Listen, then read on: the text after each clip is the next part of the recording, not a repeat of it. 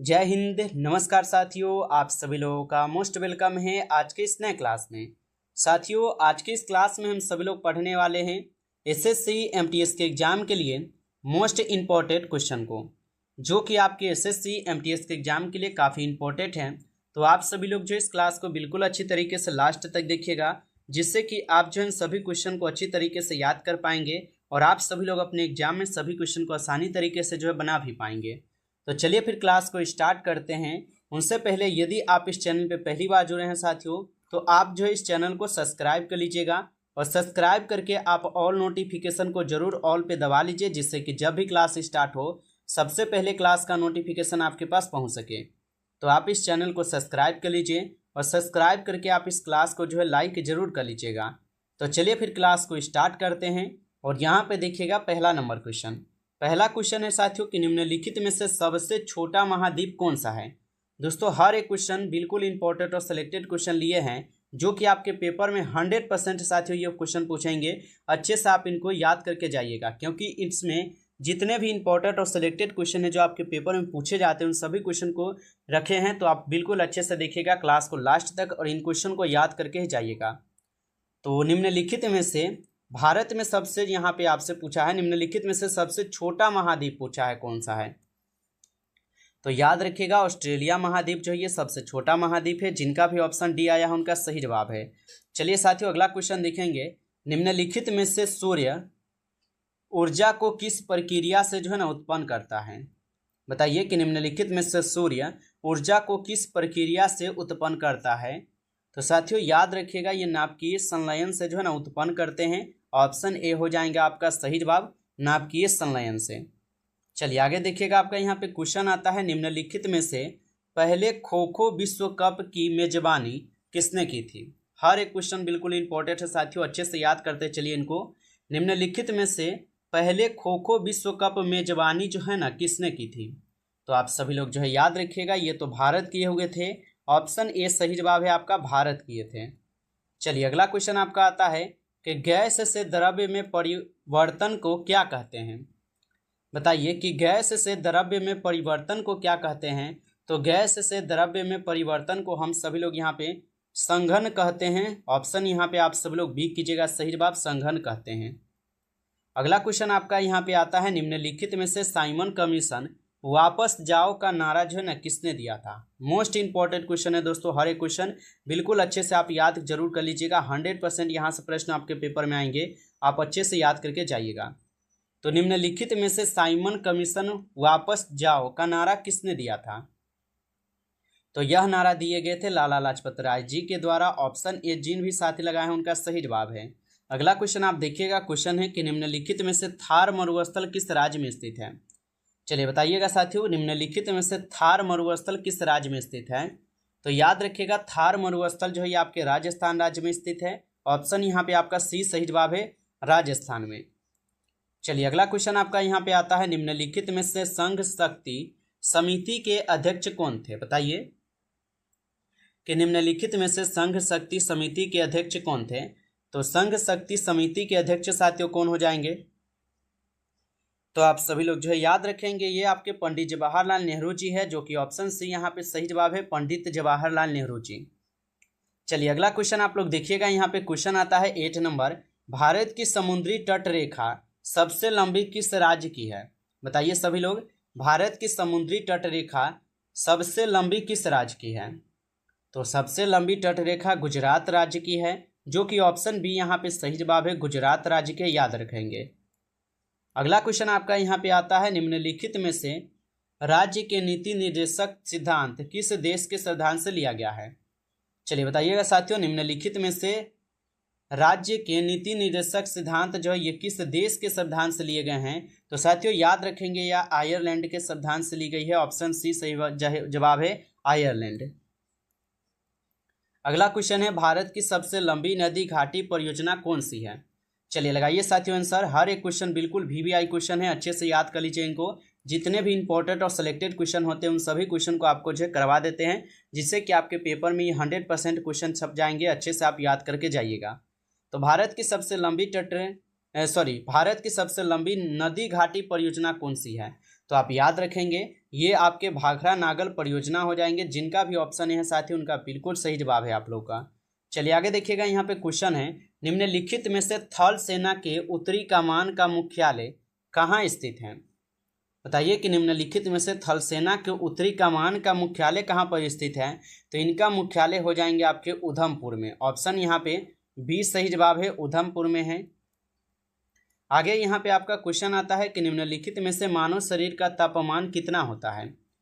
बताइए आप लोग कि निम्नलिखित में से मानव शरीर का तापमान पूछा है कितना होता है। तो साथियों आप लोग याद रखिएगा, मानव शरीर का सामान्य तापमान जो है 37 डिग्री सेल्सियस भी होते हैं और 98.6 डिग्री यहाँ पे फॉरेन हाइट भी होते हैं। यानी कि यहाँ पे आपका दोनों सही जवाब है, ए और बी दोनों।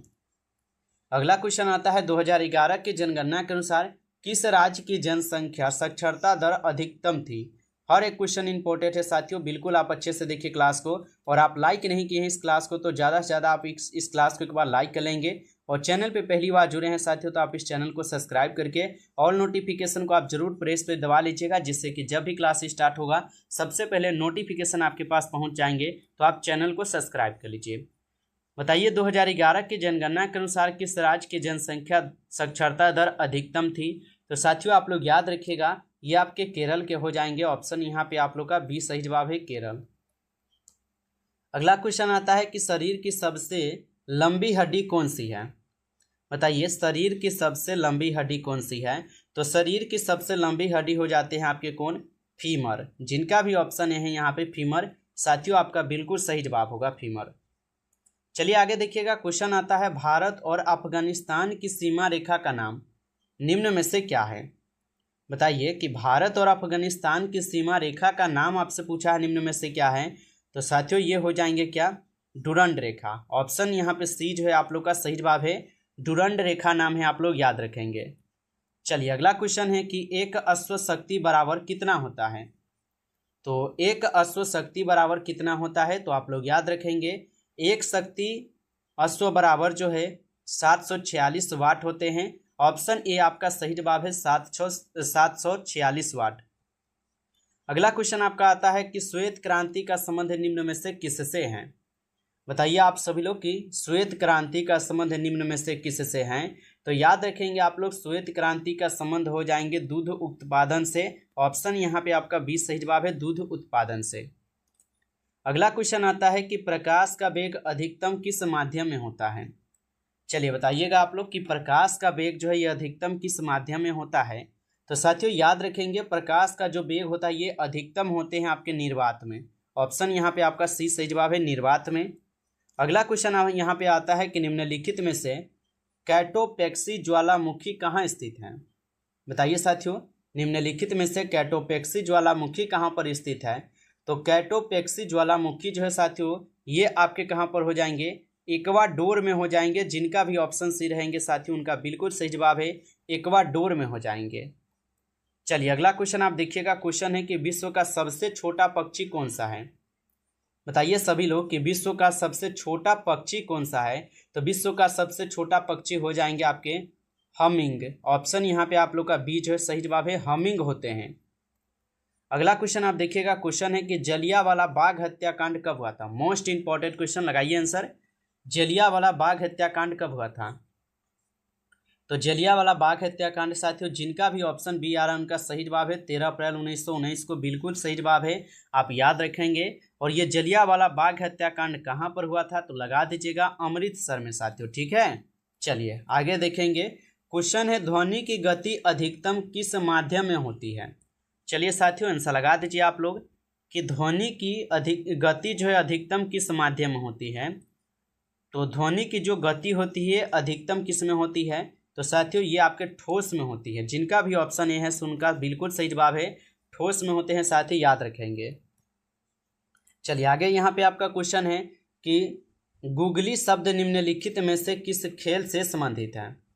बताइए गूगली शब्द निम्नलिखित में से किस खेल से संबंधित है? तो गूगली शब्द हो जाएंगे क्रिकेट के खेल से संबंधित। ऑप्शन ए कीजिएगा, सही जवाब यहाँ पे क्रिकेट के खेल से संबंधित है। आगे क्वेश्चन आता है कि कौन सा दर्पण वाहन के पीछे देखने के लिए जो है ना प्रयोग किया जाता है? चलिए लगा दीजिएगा आंसर। कि कौन सा दर्पण वाहन के पीछे देखने के लिए जो है ना प्रयोग किया जाता है, तो साथियों याद रखेंगे उत्तल दर्पण हो जाएंगे। जिनका भी ऑप्शन बी है उनका सही जवाब है उत्तल दर्पण हो जाएंगे। चलिए आगे देखिएगा, यहाँ पे आपका क्वेश्चन है निम्नलिखित में से दुर्गा पूजा किस राज्य से संबंधित है। बताइए आप सभी लोग कि निम्नलिखित में से दुर्गा पूजा जो है ये किस राज्य से संबंधित है। तो of the flaming Durga Puja is related to beach state, तो ये किस स्टेट से है तो आप लोग बता दीजिएगा। ये हो जाएंगे पश्चिमी बंगाल से। पश्चिम बंगाल से ऑप्शन ए सही जवाब है पश्चिम बंगाल। आगे यहाँ पे क्वेश्चन आता है अम्ल और क्षार को मिलने पर क्या बनता है।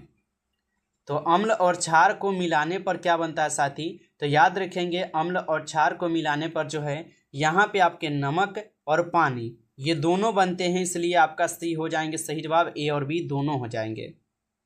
चलिए आगे देखिएगा, क्वेश्चन यहाँ पे आता है आप सभी लोग का 27 क्वेश्चन है कि अंतर्राष्ट्रीय मानकों के अनुसार मैराथन दौड़ की लंबाई कितनी है। तो अंतर्राष्ट्रीय मानकों के अनुसार मैराथन दौड़ की लंबाई कितनी है, तो साथियों याद रखिएगा इनकी लंबाई यहाँ पे कितनी हो जाएंगे, तो इनकी लंबाई हो जाएंगे 42.195 किलोमीटर, ये भी सही है। 26 मील और 385 ये भी सही है, यानी कि आपका ए और बी यहाँ पे भी दोनों सही जवाब है, आप अच्छे से याद रखेंगे। चलिए अगला क्वेश्चन आपका यहाँ पे आता है निम्नलिखित में से दुग्ध का पीएच मान क्या होता है। बताइए कि निम्नलिखित में से दुग्ध का पीएच मान कितना होता है। तो दुग्ध का पीएच मान होता है साथियों 6.5। ऑप्शन यहाँ पे ए जो है इस क्वेश्चन का सही जवाब है 6.5 होता है, याद रखेंगे। चलिए अगला क्वेश्चन यहाँ पे आता है कि जोग या गरसोप्पा जलप्रपात किस राज्य में स्थित है। बताइए कि जोग या यहाँ पे गरसोप्पा जलप्रपात किस राज्य में स्थित है, तो ये आपके हो जाएंगे साथियों कर्नाटक राज्य में। ऑप्शन ए यहाँ पे आपका सही जवाब है कर्नाटक राज्य में। अगला क्वेश्चन यहाँ पे आता है 30 नंबर है कि मानव हृदय में कितने कक्ष में विभाजित होता है। तो मानव हृदय जो ये कितने कक्ष में विभाजित होते हैं, तो आपको पता है कि मानव हृदय में 4 कक्ष होते हैं। ऑप्शन यहाँ पे आप लोग का डी इस क्वेश्चन का सही जवाब है, 4 कक्ष होते हैं। नमस्कार साथियों, इस क्लास में कुल आपके लिए 30 क्वेश्चन लेकर आए थे जो काफ़ी इंपॉर्टेंट और सिलेक्टेड क्वेश्चन थे। ये सभी क्वेश्चन आपके पेपर के लिए और ये 100% यहाँ से क्वेश्चन आपके पेपर में आएंगे साथियों, याद रखेंगे। यदि आपको साथियों अच्छा लगा है क्लास तो आप इस क्लास को जाने से पहले लाइक कर लीजिए और चैनल पे पहली बार जुड़े हैं तो आप इस चैनल को सब्सक्राइब करके ऑल नोटिफिकेशन को आप जरूर ऑल पे दबा लीजिएगा, जिससे कि जब भी क्लास स्टार्ट हो सबसे पहले क्लास का नोटिफिकेशन आपके पास पहुँच सके। तो आप इस चैनल को सब्सक्राइब कर लीजिए और क्लास कैसा था साथियों आप लोग कमेंट में हमें जो बताइएगा। चलिए फिर मिलते हैं एक नई टॉपिक के साथ नेक्स्ट क्लास में, तब तक के लिए जय हिंद जय भारत।